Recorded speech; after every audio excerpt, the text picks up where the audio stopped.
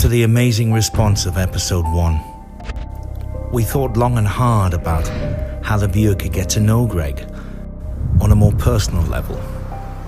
So, two friends sitting in front of the fire chatting, completely unedited. What he does, he blows my mind up.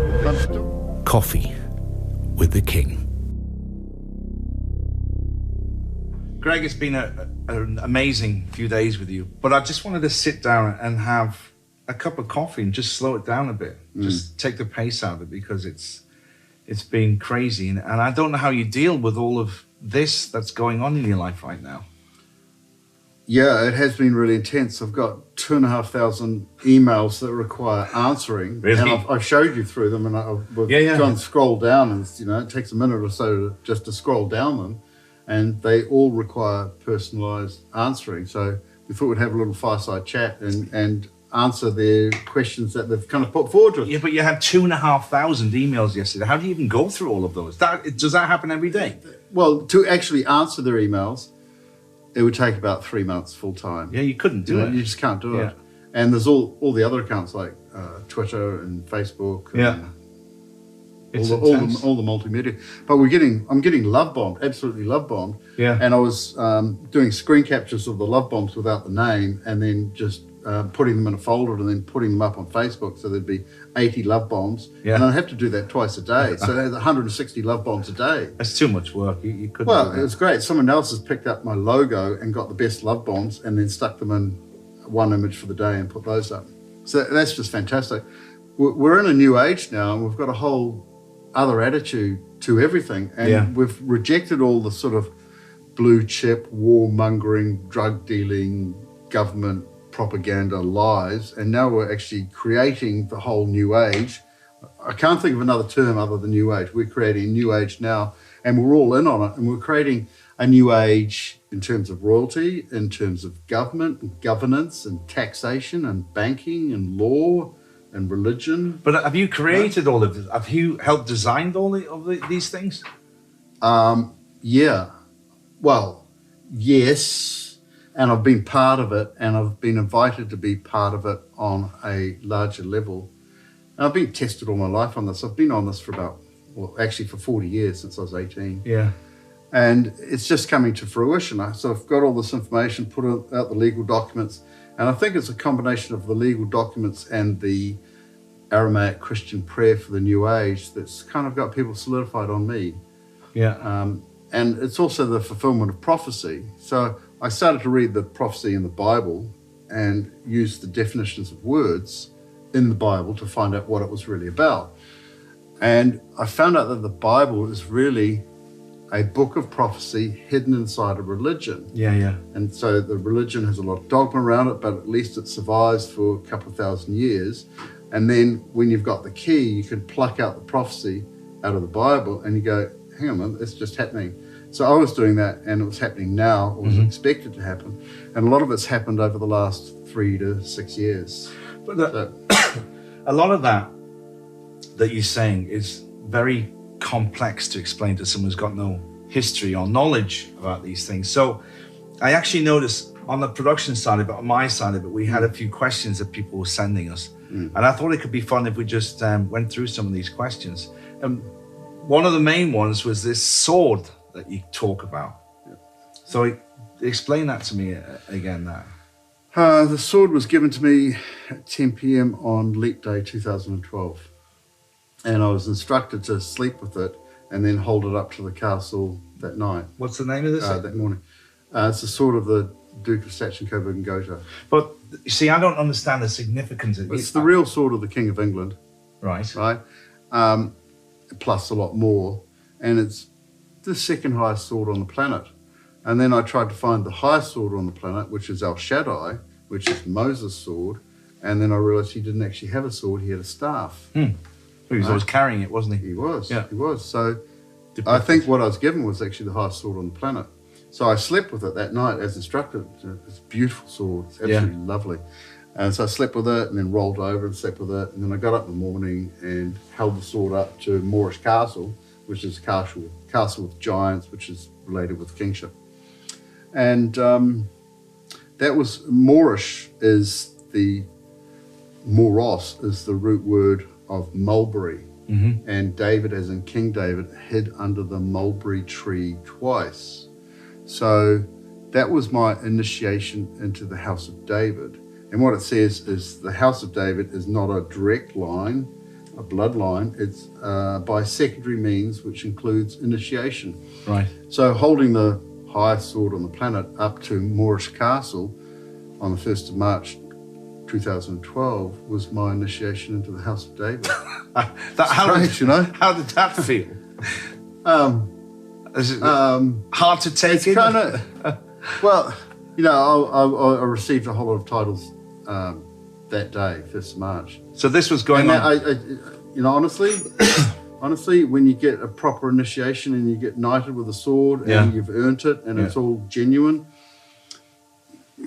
feels great. You know, just you know, it's really good. It's just the power. Yeah, no, you actually, if it's proper, you really feel the power. Is everybody in that situation that was there on those days, are they still in touch with you? They say, hey, how's it going? And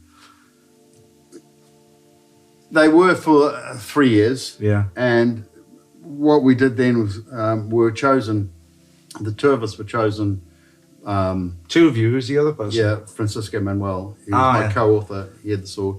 We were chosen to represent the End Times New Age. Which is where we are now.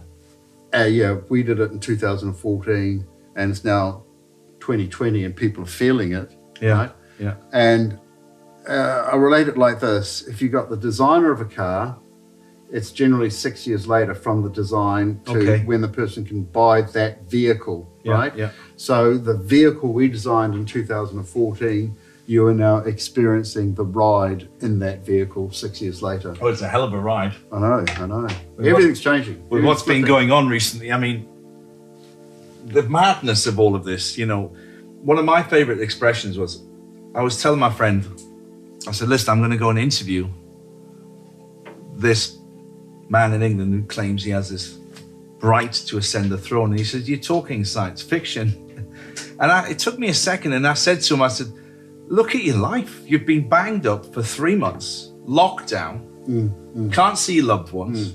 You got to wear a mask to go out. They tell you to stay in, go out, can't go here. I said, what science fiction? We're living in science fiction. So I understand that. It's the changing of times. It's just, is this all sort of tied in as well, though? I mean, is this all, you talk about biblical prophecies, is this all predicted this is going to happen? Well, the funny thing is that the New Age began with grown men sipping beer through a straw. Because they got the mask on, right? Oh, yeah. So that's like, you know, a lot of it's comedy, but it started off as the coronavirus, which means we crown him. Yeah. And then they realized that because I claimed it. And then they changed it to COVID-19, which is Certificate of Vaccination ID 19. You know? So it's all made up. They want to vaccinate people so that they can't think for themselves. And they have an ID chip in the vaccine. Yeah. And so they can beam 5G into that ID chip. And that will control that person's thinking reaction processes. So a lot of this, which is in the Bible, is 666. Really, it's the mark of the beast. And it also says that those people will never rest. So we can't have that. What do you mean never rest? Never sleep? Well, yeah, with the ID chip, they can go when you're trying to sleep. You know, when you get into a certain state of consciousness where you're dreaming how life should be, and balancing out every action and inaction and conflict in the day. Okay. Right, so you'll only be living in your conscious and unconscious mind and never reach into your subconscious, which is, you know, what we really want to be doing is accessing our subconscious and using that to create the new age we're in now, which is the age of Aquarius. Yeah. And I was put in charge of to represent the vehicle for the changeover from the old age of Pisces to the new age of Aquarius. And that was 2 40-day periods. And what we've just been through now is another 2 40-day periods. The quarantine, 40 days. Well, yeah, it was from 12th, 13th of May, 12th, 13th of March 2020 to Queen Elizabeth II's uncelebrated birthday on the 21st of April. That's 40 days. And then it was another 40 days to the 31st of May 2020. And that was when things started to lift. Yeah. And people started to get back to work as predicted. And the message, the code for 40 days is a larger kingdom, and the code for 40 days is a kingdom for longer. So what it means is a larger kingdom for longer. And I think what they're doing now is they're giving us another 40-day period from the 31st of May, to for the 1,000 years of peace. So 3 40-day periods. And you can't really close down the world again. We're not going to believe it again, I think. You know, you won't even believe it in the history books. So I'll actually probably try to remove 120 days out, and then we'll actually start the year again on 1st of April, which is how it used to be in biblical times. April. So the 1st of April wasn't April Fool's, it was actually New Year's Day, and then they changed it to April Fool's and fiddled with the dates. So. Wow. You mentioned one of the other questions we've had a lot is what is going on with the royal family? Now, you must have some intel about this. You must know what's going on. I have no intel on it. No, really? I actually have no interest in them. I know that I'm the king and I'm proving it and it's acting and I'm getting all of these signs and symbols and you know, documentary crew and all these love bombs. Yeah. And they're just scratching their head. And Prince William's getting interviewed by Melchett, and Prince William's going, I've got no shoes, I've got no socks, and I've got no trousers, which is William saying that he's the emperor with no clothes. Mm-hmm. And he also bowed down to the camera and he's totally bald here. So he's showing he's no hair. He's no hair and no emperor. Yeah. You know? And we're getting a lot of those signs, and Prince Andrew's just been kicked out of any official position. Yeah. Prince Charles is using clearly a body double. Really? Yeah. I mean, I saw that. It did look a bit suspicious, actually, when you pointed it out to me. And Prince Edward was actually convicted of pedophilia in New Zealand. Really? Yeah. I mean, you've got massive, like, shocking information. What did you tell me the other day? You told me the bloodline, when you mentioned the bloodline was all illegitimate, and then you told me the real father of Princess of the Queen is Winston Churchill. Winston Churchill. I mean, why was that never? How have they managed to keep that secret this long? Well, it's not going to be secret much longer. Winston Churchill was the illegitimate son of King Edward VII, who was himself illegitimate. And I was speaking to someone who'd done a Master's in History at a university in London, and they said, well, they actually teach that Winston Churchill was the illegitimate son of Edward VII. They Really? actually teach it in the university, right? So they'll soon be teaching that Queen Elizabeth II is the illegitimate daughter of Winston Churchill. So she's the twice illegitimate granddaughter of Edward VII. Because you claim madness, isn't it? Well, it's true. Yeah. You know, it's true. And the Queen's got a body double called Mrs. Sanderson. The one that's always on the TV. Well, Mrs. Sanderson's actually on the coins, not Queen Elizabeth II, right? And the Matrix got hold of that, maybe before I told them, obviously. And they named him Mr. Anderson. Mr. Anderson. Oh, from the film? Right? Really? Sanderson, Anderson. Mr. Sovereign Anderson. Mr. Sanderson. Yeah. So, Man, it's out there. It's out there. You know? So, the way that you explained it to me is the entire line is all illegitimate. They should never have been there. From Queen Victoria to the present, there's 2 legitimates, and that was King George VI and Prince Charles. But their fathers or mothers were illegitimate, so it's a nullity. There's actually 23 illegitimacies on the main trunk line from Queen Victoria to Prince William and Prince Harry, and only 2 legitimates. So right now, before you achieve your goals, there is no legitimate person to take over the throne. Once Queen Elizabeth abdicates, Charles is supposed to take it over, and then Charles's children have the opportunity. It'd be William, wouldn't it? Completely not. I love it when you do this to me. What I did was I put in a claim. I put in a statement to 10 Downing Street to David Cameron.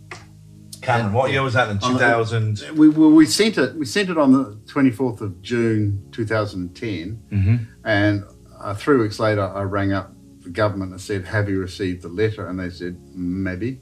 And then ring us back at the end of the week. So I rang them back at the end of the week and I said, have you received the letter? And they said, no.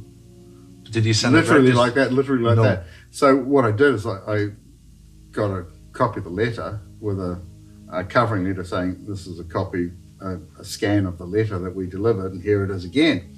So I delivered it to 10 Downing Street, and they wouldn't accept it. But they accepted letters from protesters before and after. So they instructed me to go and deliver it to the post office box at the Army and Navy stores. And that letter was requesting a meeting with David Cameron in Scotland to discuss the legitimacy and illegitimacy of the British royal family. And David Cameron is actually an illegitimate descendant of King William IV.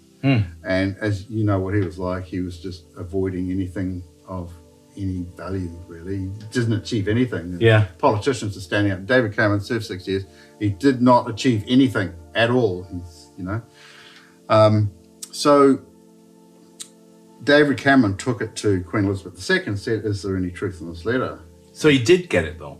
He did get it the second time. He did Got get the it, second one. possibly the first time as well, but he did get it the second time. And he took it to Queen Elizabeth II, and she said yes. Right. So in 2010, Queen Elizabeth II gets the letter in August, and she instructs Prince William to choose a wife from his 3 girlfriends and announcing an engagement, get married, and then have a child. Right? So that letter started the pressure Yeah. to get him wed. I've been pressurising the British royal family to make their own mistakes from 1980. If you're a complete braggart, it would be called running the British royal family. Right? So I've been doing that since I was a teenager. And yeah, I can tell you it gets deeper and deeper the further back you go. So it's kind of, hey, how would you put it? I'm not an initiate of any organised secret society, like Freemasons. Yeah, that was it. I'm not any of that. I'm not any of that, right? But I've had natural initiations, if you know what I mean. And that might be, what do you call it? A bolt of lightning. Yeah, that was a question we had. mystical experience. So we've got to get back to, so the British royal family. So I want to tell you about the laws of succession, right? So how I arranged the laws of succession.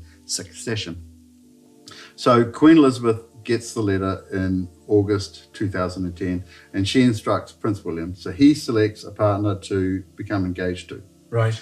And then they get married. So this is all distraction because they're flat lie royal. They're not royals, right? So they just deal in distractions. And their distractions are births, deaths, and marriages and engagements and handbags and fashion parades and presenting themselves at charities. Yeah. And none of that is real kingship. It's not about that at all. Kingship's actually about serving the people.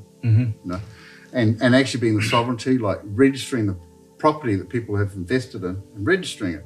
And under Queen Elizabeth II, she's the Regis. Register. And 82.7% of all mortgages under Queen Elizabeth II are not correctly registered. So she is, how would you call it, an irresponsible, incompetent, bordering on national sabotage, when you actually look at what she's done. Anyway, so in order to protect our challenge to the throne, Queen Elizabeth II came up with this idea of changing the laws of succession and selling it to the people. All right. Right? So what she did is she actually got New Zealand lawyers. New Zealand lawyers hate me, right? So you'd think that they would do absolutely everything they could to find against me. Yeah. And they really tried, right? They really tried. So the first thing they go with the laws of succession is they're going to sell it. So they sell it like this. They go, religious equality. Anyone of any religion can become the monarch, right? What? I mean, anyone of any religion? Catholics can now become the monarch. When did they change this? This is 2014, right? And then they go, if the firstborn is a girl over the secondborn is a son, the firstborn girl can become queen and the son would just be a prince. Right. Secondborn son, right? And so, gender equality, yay!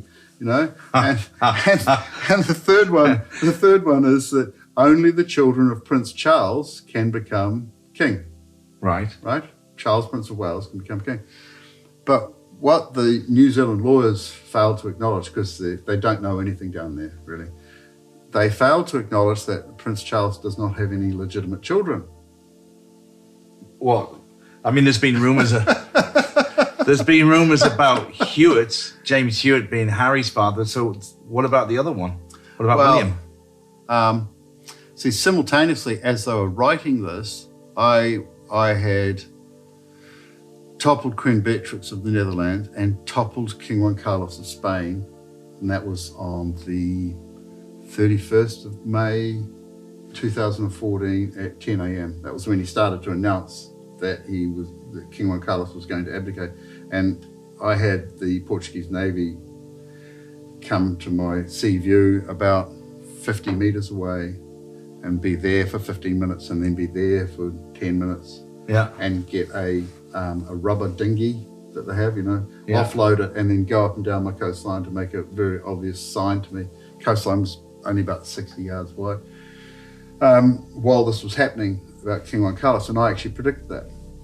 King Juan Carlos is actually the biological natural father of Prince William of England, right? You're joking. No, I'm not. I'm not. So, how do I put this? Prince Charles of England, Charles Prince of Wales, is the royal runt.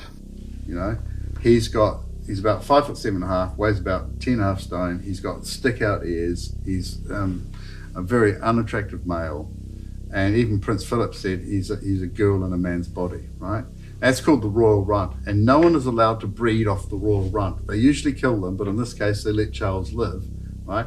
So Queen Elizabeth herself hinted, possibly directly, personally with Diana, daughter-in-law, thanks for coming into the family. Can you do me a favour and don't breed with Charles? He's the royal runt, and we'll cover for your affairs. Really? Yeah, absolutely. We'll cover for your affairs. So Diana has 4 affairs with King Juan Carlos of Spain, and 3 are known about from August 1986. They were known about, and they were published in the Spanish Hello magazine. Oh, hola, yeah. Hola. Yeah. So the first affair was the conception of Prince William, right? And that conception was actually on my 20th birthday because they knew that I was the king. So they were marking me. And Diana was born 77 days before me. She knew that I was the fulfillment of all of these prophecies. Hamashiach, all the See, ones. All the three major what he does. prophecies. He blows my mind up with things. I'm like still that. trying to tell the laws of succession story, right? So Diana has a child with King Juan Carlos of Spain, who was then kind of, the alpha male of the Mediterranean European kingship. He was kind of at his peak. So they conceived a child on my 20th birthday. And then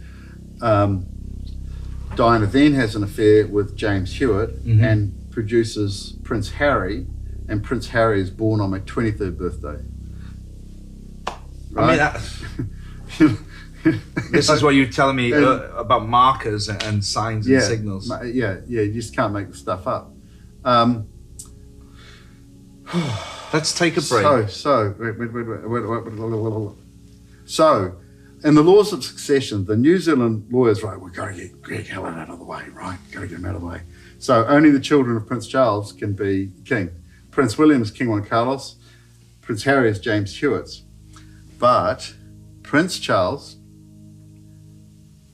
Charles Prince of Wales, has 3 other children who are illegitimate, right?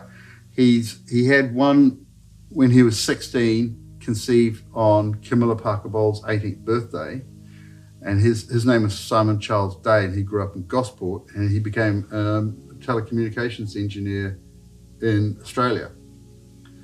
And during that pregnancy, Charles was removed to Adelaide in Australia, to the small town. And so Camilla could get pregnant, they wouldn't bond too much. And when that child was born, Simon Charles Day, he actually went to Adelaide and lived in the same places that Charles was when he was gestating. Get it? No. Okay. To be honest. On Camilla Parker Bowles' 18th birthday, Charles, who's 16, conceives a child with Camilla. Yeah. Charles gets sent to Adelaide. Yeah. Camilla gets put into hiding while she gives birth. Yeah. That child's born and goes to Gosport And then when that child grows up in Gosport, he gets to 18, he then goes to Adelaide in Australia, the same place. Subconsciously, he went to the same place that Charles was hiding. Okay, now I'll follow you. Okay. While during the gestation, right? Yeah. And when Simon Charles Day was growing up, he was drugged with kind of a date rape drug in grapefruit juice, and they ground his teeth back while he was unconscious so he wouldn't look like Camilla. They pinned his ears back, and one of them was badly damaged, so he wouldn't look like Charles, and they injected his eyes with brown pigment so he didn't have blue eyes. And when he woke up, he said it felt like someone had rubbed sandpaper over his eyeballs, right? So he thought something was going on. He started to leak it out in about 2011. I picked up on it. I was kind of the first to clarify his information and promote it, you know. So the point of the story is that Charles has an illegitimate son, right, who was born, I think it was 1965, 66. So yeah, he's in his 50s now. Yeah. And then Charles, Prince of Wales, had a child with a maid in Balmoral Castle. She was 18 at the time. And that girl is now 53. And someone gave me the details on her last night. Said she's horrible. Really? And so what happened is I go and stay in a friend's castle. And, they just invite me from New Zealand. They got one of my books called How to Take Over the World of Right Royal Con, which is kind of rip-shitting and busting through the Flat Royal family before I knew my position. And so I'd go and hang out in his castle. We're out the back, having a cup of tea and that. And having a cup of tea in that. This big ride-on mower is just doing the lawns in front of the castle, right? And he comes around and he gets off and he's mowing the lawns. He says, I love mowing lawns. I love it. It wasn't even his job. He just likes being on, ride-on lawnmowers around castles. And he says, when the British say yes. Yeah. And I'm going to give you a few tidbits. So he tells us about, Charles having a daughter with a chambermaid in Balmoral Castle when he's 18, right? And there's another one on top, right? So Charles has 3 illegitimate children, and he's a house father to William and Harry, who are not his, right? And then the laws of succession say that only the children of Prince Charles can be king. And he doesn't have any. And he doesn't have any legitimate children. Ones. Yeah. So that was kind of good of Queen Elizabeth II to get the lawyers to show that the only person who could inherit the throne would be the children of Prince Charles, which is no one. Right? So it's an abandonment of the throne. Now that was finally resolved. The laws of succession were finally resolved in 2014. Yeah, but it was backdated to the 25th of April 2013. Yeah, right. So why? Why would you do that? I was just going to ask why. Well, the reason why. Thank you for the question. The reason why is that I was registered in the Holy See as a member of the Star family on the 25th of April 2013. The Star family is the Jesus Mary lineage. And the person who registered me was the Sangreal, who's kind of the highest in the bloodline. He's the male primogeniture of the Jesus Mary lineage bloodline, which generally comes through, most prolifically comes through Mecklenburg-Strelitz. Mecklenburg-Strelitz. Right? Yeah. Yeah, that's the best I can do. So what Queen Elizabeth II had done by saying only the children of Prince Charles could inherit the throne or get onto the throne, and that negated Prince Charles, who's the royal run, negated his official offspring, William and Harry, and raised the issue of Prince Charles' 3 illegitimate children, exposed the issue of Princess Diana having multiple affairs with other people, exposed the issue of Prince Charles never leaving Camilla Parker Bowles, and exposed the issue that I had been registered in Holy See as a member of the Jesus Mary lineage and was therefore above all royalty in the United Kingdom of Europe. Yeah? And the rules of the game are that no one in the royal families of Europe or the United Kingdom are allowed to say anything against me.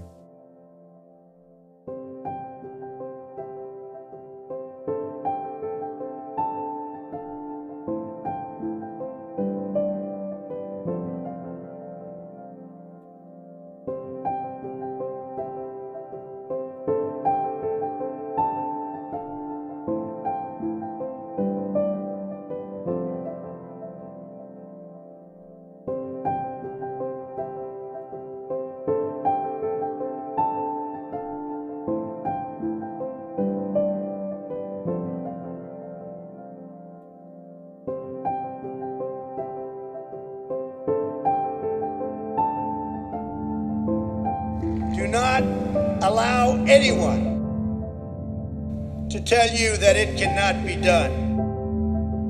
To free the earth from the miseries of disease and to harness the energies, industries, and technologies of tomorrow.